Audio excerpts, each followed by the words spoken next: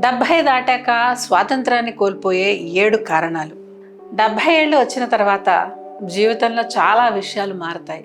కానీ ఒక నిజం చాలామందికి తెలియదు. వయసు పెరిగే కొద్దీ మన శరీరంలో జరిగే కొన్ని మార్పులు మన పర్మిషన్ తీసుకుని రావు. మనకి ఇష్టం ఉన్నా లేకపోయినా అవి నెమ్మదిగా మొదలై ఒక దశలో మన స్వాతంత్రాన్ని ప్రభావితం చేస్తాయి. చాలామంది నేను బాగానే ఉన్నాను, నాకు ఇంకా ఎలాంటి సమస్యలు లేవు, నేను రోజు నడుస్తున్నాను కదా అని అనుకుంటూ ఉంటారు. కానీ ఒక రోజు మెట్లు ఎక్కేటప్పుడు కాస్త తూలిపోవడం, కుర్చీ నుంచి లేవడానికి కాస్త ఎక్కువ శ్రమ పడడం, మనవాళ్లతో ఆడుకోవడానికి ముందులాగా శక్తి లేకపోవడం, ఇవన్నీ ఒక్కసారిగా రావు. సంవత్సరాలుగా నెమ్మదిగా జరుగుతున్న మార్పుల ఫలితమే. అందుకే ఈరోజు వీడియోలో 70 ఏళ్ళు దాటిన తర్వాత దాదాపు ప్రతి ఒక్కరిలో కనిపించే 7 ముఖ్యమైన మార్పుల గురించి తెలుసుకుందాం. ముఖ్యంగా ఈ మార్పులు ఎందుకు జరుగుతాయి, వాటి వల్ల వచ్చే సమస్యలు ఏంటి, మరియు వాటిని తగ్గించుకోవడానికి ఇప్పటి నుంచి మీరు ఏం చేయాలి, ఈ విషయాలు తెలుసుకుంటే మీ స్వాతంత్రాన్ని, ఆత్మవిశ్వాసాన్ని, చురుకుదనాన్ని మరింత కాలం కాపాడుకోవచ్చు. కాబట్టి ఛానల్ని సబ్స్క్రైబ్ చేసుకొని వీడియో చివరి వరకు చూడండి. నమస్కారం, నేను డాక్టర్ మాధురి వర్ధన్ ఆయుర్వేద యూట్యూబ్ ఛానల్కి స్వాగతం. వర్ధన్ ఆయుర్వేద ద్వారా 27 ఏళ్ల క్లినికల్ అనుభవంతో మేము లక్షలాది మంది వృద్ధుల్లో వయసు పెరిగే కొద్దీ శరీరంలో జరిగే మార్పులను దగ్గరగా గమనించాం. ఆ అనుభవం ఆధారంగానే ఈరోజు 70 ఏళ్ళు దాటిన తర్వాత దాదాపు ప్రతి ఒక్కరిలో కనిపించే 5 ముఖ్యమైన శారీరక మార్పుల గురించి మీతో పంచుకోబోతున్నాను. ఇవి కేవలం వయసు వల్ల వచ్చే సాధారణ మార్పులు మాత్రమే కాదు. చాలామంది తమ స్వాతంత్రాన్ని, ఆత్మవిశ్వాసాన్ని కోల్పోవడానికి ప్రధాన కారణాలుగా మారే మార్పులు. ముఖ్యంగా ఈ మార్పులు ఎందుకు వస్తాయి, వాటి హెచ్చరిక సంకేతాలు ఏమిటి, మరియు వాటి ప్రభావాన్ని తగ్గించడానికి మీరు ఈ రోజు నుంచి ఏం చేయాలి అనే విషయాలను కూడా వివరంగా తెలుసుకుందాం. మొదటిది, మీ బ్యాలెన్స్ తగ్గుతుంది. 70 ఏళ్ళు దాటిన తర్వాత మన బాడీ బ్యాలెన్స్ని కంట్రోల్ చేసే సిస్టమ్స్లో న్యాచురల్గా మార్పులు ప్రారంభమవుతాయి. దీనివల్ల నడుస్తున్నప్పుడు, మెట్లు ఎక్కుతున్నప్పుడు లేదా ఒక్కసారిగా తిరిగినప్పుడు కాస్త తూలినట్లుగా అనిపించవచ్చు. మొదట్లో ఇది చిన్న సమస్యలా అనిపించిన వృద్ధుల్లో పడిపోవడానికి ప్రధాన కారణాల్లో ఒకటి. అందుకే ప్రతిరోజు కొన్ని నిమిషాలు బ్యాలెన్స్ ఎక్సర్సైజ్ చేయడం చాలా ముఖ్యం. ఉదాహరణకు, గోడ లేదా కుర్చీ సపోర్ట్తో ఒక కాలు మీద 10 నుంచి 20 సెకండ్లు నిలబడే ప్రయత్నం చేయండి. అలాగే ఒక కాలి ముందు మరొక కాలు పెట్టుకుంటూ నెమ్మదిగా నడిచే హీల్ టు టో వాక్ కూడా చేయవచ్చు. ఈ ఎక్సర్సైజ్లు మీ శరీరానికి బ్యాలెన్స్ను కాపాడుకోవడం నేర్పడంతో పాటు మెదడు మరియు కండరాల మధ్య ఉన్న సమన్వయాన్ని మెరుగుపరుస్తాయి. ఫలితంగా తూలిపోవడం, జారిపోవడం వంటి ప్రమాదాలు తగ్గి రోజువారీ పనులను మరింత ఆత్మవిశ్వాసంతో చేయగలుగుతారు. ఇప్పుడు మీరు చెప్పండి, ఒక కాలి మీద 10 సెకండ్లు నిలబడగలిగితే కామెంట్స్లో బ్యాలెన్స్ అని టైప్ చేయండి. ఎన్ని సెకండ్లు నిలబడగలిగారో కూడా మాకు తెలియచేయండి. ఒకవేళ మీరు అలా నిలబడలేకపోతే మీకు బ్యాలెన్స్ సమస్యతో పాటు కాళ్ళ బలహీనత, మెట్లు ఎక్కేటప్పుడు ఇబ్బంది లేదా నడిచేటప్పుడు త్వరగా అలసటగా ఉంటే, మేము ఇంతకు ముందు 60+ వయసులో కాళ్ళ బలాన్ని పెంచే సింపుల్ ఎక్సర్సైజెస్ గురించి ఒక ప్రత్యేక వీడియో చేశాం. ఆ సులువైన ఎక్సర్సైజెస్ ద్వారా మీ బ్యాలెన్స్ మెరుగుపడుతుంది. మీరు వాటి గురించి తెలుసుకోవాలంటే కామెంట్స్లో లెగ్స్ అని టైప్ చేయండి. లింక్ మీకు షేర్ చేస్తాను. ఇక రెండవది, స్పందించే వేగం తగ్గుతుంది. చిన్నప్పుడు జారి పడబోతే వెంటనే బ్యాలెన్స్ చేసుకునేవాళ్ళం. కానీ వయసు పెరిగే కొద్దీ మెదడు నుంచి మజిల్స్కి వెళ్ళే సిగ్నల్స్ యొక్క స్పీడ్ తగ్గుతుంది. ఫలితంగా ప్రమాదాన్ని గుర్తించిన శరీరం స్పందించడానికి కొంత ఎక్కువ సమయం తీసుకుంటుంది. రోడ్డు దాటేటప్పుడు, మెట్లు దిగేటప్పుడు లేదా అకస్మాత్తుగా అడ్డంకి ఎదురైనప్పుడు ఈ మార్పు స్పష్టంగా కనిపించవచ్చు. అయితే మంచి విషయం ఏమిటంటే ఈ సామర్థ్యాన్ని కొంతవరకు మెరుగుపరుచుకోవచ్చు. ఉదాహరణకి, చిన్న బంతిని గోడకు విసిరి మళ్ళీ పట్టుకోవడం, బెలూన్తో ఆడటం, హ్యాండ్ ఐ కోఆర్డినేషన్ పెంచే సింపుల్ ఎక్సర్సైజెస్ చేయడంతో ఈ సమస్యని ఓవర్కమ్ చేయొచ్చు. అలాగే రోజు కొత్త విషయాలు నేర్చుకోవడం, పజిల్స్ ఆడడం, మెదడుని యాక్టివ్గా ఉంచే కార్యకలాపాల్లో పాల్గొనడం కూడా బ్రెయిన్ బాడీ కోఆర్డినేషన్ని మెరుగుపరచడంలో సహాయపడుతుంది. ఇవి చిన్న విషయాలుగా కనిపించిన ప్రమాద సమయంలో శరీరం వేగంగా స్పందించడానికి ఉపయోగపడతాయి. ఈ పాయింట్ మీకు యూస్ఫుల్గా అనిపిస్తే ఈ వీడియోని లైక్ చేయండి. మరియు హెల్తీ ఏజింగ్ కోసం ఇలాంటి మరిన్ని సైన్స్ మరియు ఆయుర్వేద బేస్డ్ వీడియోలు చూడాలనుకుంటే మా ఛానల్ని సబ్స్క్రైబ్ చేసుకొని బెల్ ఐకాన్ని ప్రెస్ చేయండి. ఎందుకంటే మీ ఆరోగ్యం గురించి ముందుగానే తెలుసుకోవడం తర్వాత సమస్యలు వచ్చినప్పుడు బాధపడటం కంటే చాలా మంచిది. ఇక మూడవది మజిల్ లాస్. వయసు పెరిగే కొద్దీ మజిల్ సైజ్ మరియు స్ట్రెంగ్త్ న్యాచురల్గానే తగ్గుతాయి. మొదట్లో పెద్దగా గుర్తించకపోయినా క్రమంగా కుర్చీ నుంచి లేవడం, బరువైన వస్తువులు ఎత్తడం, మెట్లు ఎక్కడం కష్టంగా కనిపించవచ్చు. చాలామంది దీనిని వయసు ప్రభావంగా భావించి వదిలేస్తారు. కానీ మజిల్ లోడే స్వాతంత్రాన్ని ఎక్కువగా ప్రభావితం చేసే ప్రధాన కారణాల్లో ఒకటి. అందుకే 60 ఏళ్ళు దాటిన తర్వాత మజిల్ హెల్త్ పై ప్రత్యేక శ్రద్ధ అవసరం. మరి ఈ మజిల్ ఎలా రికవర్ చేయాలి?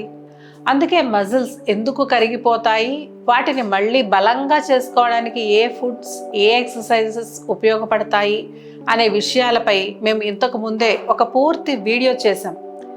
ఆ వీడియో చూడాలనుకుంటే కామెంట్స్లో మజిల్ అని టైప్ చేయండి.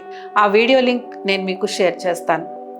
ఇప్పుడు వయసు పెరిగే కొద్దీ ఎదురయ్యే మరో ముఖ్యమైన మార్పు గురించి తెలుసుకుందాం. 4వది బోన్ వీక్నెస్. బోన్ స్ట్రెంగ్త్ తగ్గడం నెమ్మదిగా జరుగుతుంది. సమస్య ఏమిటంటే ఇది జరుగుతున్నప్పుడు ఎలాంటి నొప్పి లేదా హెచ్చరిక కనబడదు. కానీ ఒక చిన్న జారిపడటం కూడా పెద్ద ఫ్రాక్చర్కి కారణమవుతుంది. ప్రత్యేకంగా తుంటి ఎముకలు, వెన్నెముక మరియు మణికట్టు ఎముకలు ఎక్కువ ప్రమాదంలో ఉంటాయి. అందుకే ఎముకల ఆరోగ్యంపై ప్రత్యేక శ్రద్ధ అవసరం. దీన్ని నివారించడానికి ప్రతిరోజు కొంతసేపు నడవడం, ఉదయం సూర్యరశ్మిలో 15 నుంచి 20 నిమిషాలు గడపడం, కాల్షియం మరియు విటమిన్ డి సమృద్ధిగా ఉండే ఫుడ్స్ తీసుకోవడం చాలా ముఖ్యం. అలాగే మెట్లు ఎక్కడం, కుర్చీ నుంచి పదే పదే లేచి కూర్చోవడం వంటి సాధారణ వెయిట్ బేరింగ్ ఎక్సర్సైజెస్ కూడా ఎముకలకు బలం ఇవ్వడంలో సహాయపడతాయి. ఇలాంటి వ్యాయామాలు ఎముకలపై లైట్ ప్రెషర్ని కలిగించి వాటిని మరింత దృఢంగా ఉండేందుకు శరీరాన్ని ప్రోత్సహిస్తాయి. ముఖ్యంగా 60 ఏళ్ళు దాటిన తర్వాత ఎముకల బోన్ డెన్సిటీ టెస్ట్ను డాక్టర్ సలహా మేరకు చేయించుకోవడం మంచిది. ఇక 5వది అంచనా వేసే సామర్థ్యం తగ్గుతుంది. ఇది చాలా మందికి తెలియని విషయం. మన కాళ్ళు ఎక్కడ ఉన్నాయి, అడుగు ఎంత ఎత్తుకు వేయాలి, మెట్టు ఎక్కడ ఉంది అనే సమాచారాన్ని మెదడు నిరంతరం అంచనా వేస్తూ ఉంటుంది. కానీ వయసు పెరిగే కొద్దీ ఈ సామర్థ్యం తగ్గడం ప్రారంభం అవుతుంది. దీనివల్ల స్పష్టంగా కనిపిస్తున్న వస్తువులకే తగలడం, మెట్ల వద్ద తడబడడం లేదా కారణం లేకుండానే జారిపడడం జరగచ్చు. అయితే ఈ సమస్యను కూడా కొంతవరకు మెరుగుపరుచుకోవచ్చు. దీనికోసం రోజు కొన్ని నిమిషాలు ఒక కాలు మీద నిలబడటం, ఒక కాలు ముందు మరొక కాలు పెట్టుకుంటూ స్ట్రెయిట్ లైన్లో నడవడం, ఇంట్లో సురక్షితమైన ప్రదేశంలో కళ్ళను మూసుకొని చేతిని ముందుకు చాచి ఏదైనా వస్తువుని తాకే ప్రయత్నం చేయడం వంటి ప్రాక్టీస్లు ఉపయోగపడతాయి. ఈ వయసులో మీకు కావాల్సిన ఇలాంటి టిప్స్ మీరు పొందాలనుకుంటే మన వాట్సాప్ ఛానల్లో తప్పకుండా జాయిన్ అవ్వండి. ఛానల్ లింక్ డిస్క్రిప్షన్లో ఉంటుంది.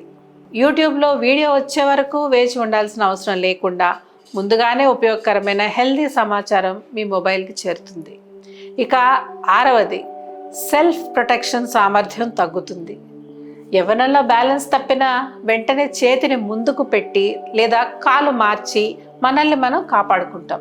కానీ 70 ఏళ్ళు దాటిన తర్వాత ఈ ప్రొటెక్టివ్ రియాక్షన్స్ నెమ్మదిగా మారతాయి. అంటే పడిపోవడం మొదలైన తర్వాత కూడా శరీరం వేగంగా స్పందించలేకపోవచ్చు. దీనివల్ల చిన్న పొరపాటు కూడా పెద్ద ప్రమాదంగా మారే అవకాశం ఉంటుంది. అయితే ఈ సామర్థ్యాన్ని పూర్తిగా కోల్పోవాల్సిన అవసరం లేదు. ప్రతిరోజు కుర్చీ నుంచి చేతుల సహాయం లేకుండా లేచి కూర్చోవడం, నెమ్మదిగా మెట్లు ఎక్కడం, గోడ సపోర్ట్తో సైడ్ స్టెప్స్ వేయడం వంటి సాధారణ వ్యాయామాలు శరీరం అత్యవసర పరిస్థితుల్లో వేగంగా స్పందించే సామర్థ్యాన్ని మెరుగుపరుస్తాయి. అలాగే రోజు శరీరాన్ని యాక్టివ్గా ఉంచడం, ఎక్కువసేపు ఒకే చోట కూర్చోకుండా ఉండడం కూడా చాలా ముఖ్యం. ఇక రెగ్యులర్గా ప్రాక్టీస్ చేస్తే పొరపాటున పడిపోయిన శరీరం తనని తాను కాపాడుకునే అవకాశాలు మెరుగుపడతాయి. ముఖ్యంగా గాయాల తీవ్రత తగ్గే అవకాశం ఉంటుంది. ఇక 7, పడిపోతామనే భయం పెరుగుతుంది. ఒకసారి జారి పడిన తర్వాత చాలా మందిలో ఒక కొత్త భయం మొదలవుతుంది. మళ్ళీ పడిపోతానేమో, ఈ భయం వల్ల నడక తగ్గిపోతుంది, కదలికలు తగ్గిపోతాయి, బయటికి వెళ్ళడం కూడా తగ్గుతుంది. విచిత్రమైన విషయం ఏమిటంటే ఈ భయమే మరింత బలహీనతకు దారితీస్తుంది. ఎంత తక్కువ కదిలితే అంత ఎక్కువగా కండరాలు బలహీనపడతాయి, బ్యాలెన్స్ తగ్గుతుంది. అంటే భయం సమస్యని తగ్గించదు, మరింతగా పెంచుతుంది. అయితే ఈ సమస్యను అధిగమించడానికి బెస్ట్ వే అంటే పూర్తిగా విశ్రాంతి తీసుకోవడం కాదు, నెమ్మదిగా ఆత్మవిశ్వాసాన్ని తిరిగి పెంచుకోవడం. ఉదాహరణకు, మొదట ఇంట్లోనే కొద్దిసేపు నడవండి, తర్వాత మీ కుటుంబ సభ్యుల సాయంతో బయట చిన్నగా వాకింగ్ చేయండి. అలాగే బ్యాలెన్స్ మరియు లెగ్ స్ట్రెంగ్త్ పెంచే ఎక్సర్సైజెస్ని క్రమం తప్పకుండా చేయండి. ప్రతి చిన్న విజయం మీ మెదడుకి ఒక సందేశాన్ని ఇస్తుంది. నేను ఇంకా బలంగానే ఉన్నాను, నేను ఇంకా సురక్షితంగా నడవగలను. ఈ ఆత్మవిశ్వాసమే మళ్ళీ చురుకైన జీవితానికి మొదటి అడుగు. ఈ పాయింట్ మీకు నచ్చితే వీడియోకి హై పాయింట్స్ ఇవ్వడం మర్చిపోకండి. మీరిచ్చే పాయింట్స్ వల్ల ఈ వీడియో మీలాంటి ఎంతో మందికి రీచ్ అవుతుంది. 70 ఏళ్ళు దాటిన తర్వాత ఈ 7 మార్పులు చాలా మందిలో సహజంగానే కనిపిస్తాయి. కానీ ఒక మంచి విషయం ఏమిటంటే వీటిలో చాలా వరకు సరైన లైఫ్ స్టైల్, రెగ్యులర్ ఎక్సర్సైజెస్ ద్వారా ఖచ్చితంగా తగ్గించవచ్చు. అందుకే ఈ రోజు నుంచి మీకు మీరే, నా వయసు పెరుగుతోందా లేక నా బలహీనత పెరుగుతోందా అనే ప్రశ్న వేసుకోండి. ఎందుకంటే వయసు పెరగడం సహజం, కానీ ఆరోగ్యంగా, స్వతంత్రంగా, ఆత్మవిశ్వాసంతో జీవించడం ఒక నిర్ణయం. ఆ నిర్ణయం ఈ రోజు నుంచే ప్రారంభం అవుతుంది. ఈ వీడియో మీకు యూస్ఫుల్ అనిపిస్తే లైక్ చేసి మీ ఫ్యామిలీ గ్రూప్స్లో షేర్ చేయండి. అలాగే ఎలా అనిపించిందో కామెంట్లో తప్పకుండా చెప్పండి.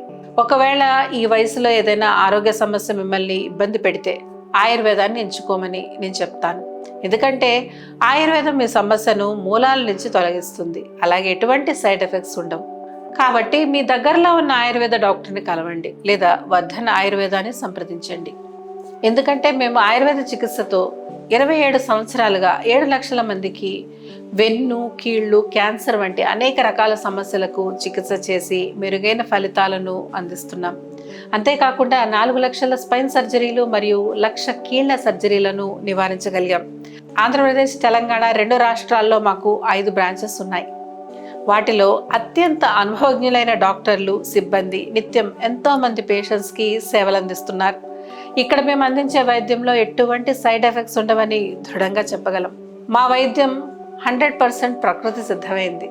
డిస్క్రిప్షన్లో వాట్సాప్ నెంబర్ ఉంటుంది, కాంటాక్ట్ అవ్వండి. లేదంటే స్క్రీన్ మీద కనిపిస్తున్న నెంబర్కి కాల్ చేయండి. మీ సమస్యకు తప్పకుండా పరిష్కారం దొరుకుతుంది. 70 తర్వాత కూడా ధైర్యంగా నడవండి, ఆత్మవిశ్వాసంతో జీవించండి, ఆరోగ్యంగా ఉండండి.